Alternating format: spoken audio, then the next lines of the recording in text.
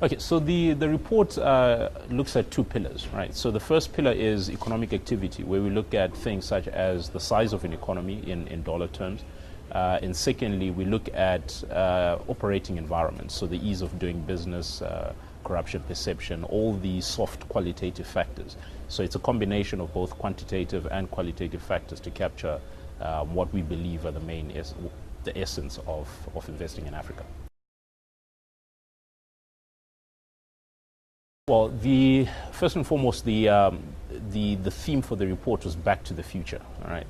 And the reason why we went to that particular theme is that we wanted to take a step back and look at what has happened in the last 10 years to get a sense of what could possibly be in the next 10 years. So from that perspective, the main findings was that South Africa is still number one in terms of our ranking, which is a good thing given some of the negative news flow that we've seen. However, the interesting thing is that Egypt is hot on the heels of South Africa. So post-Arab Spring, we've seen quite a lot of development, infrastructure, and a semblance of political stability. So from that angle, we're seeing that the competition for that coveted number one spot is increasing at least from our North African brothers.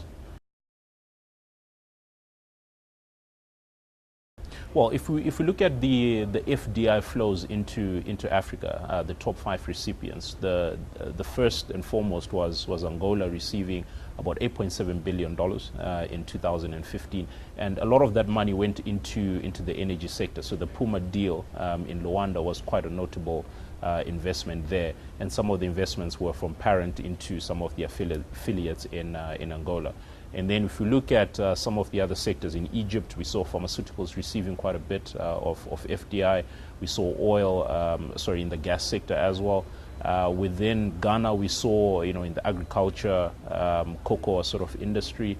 In Morocco, we saw investments into real estate and manufacturing, given its diversified export base. So the essence there is that the traditional sectors that tend to contribute to growth are the ones that are still attracting quite a lot of FDI into the respective countries. So we haven't seen a significant shift there.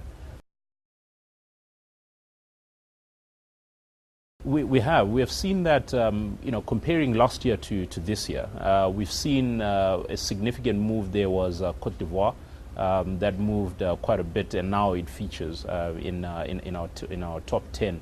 After a 13-year break. So we've seen quite a lot of development within the operating environment framework of our methodology. We've seen Kenya do particularly well, it's staying within the top 10, but its improvement has been quite remarkable, especially within the operating environment. Angola has done particularly badly, given the dependency that it has on oil and how oil has performed in the last year or so. We've seen that the economic activity, the growth, has somewhat tapered off. Well, we're particularly excited with some of the countries within the East African region. Rwanda is a particularly exciting case for us. If you look at where Rwanda was, back in '94 or in the early '90s, there was very little happening there.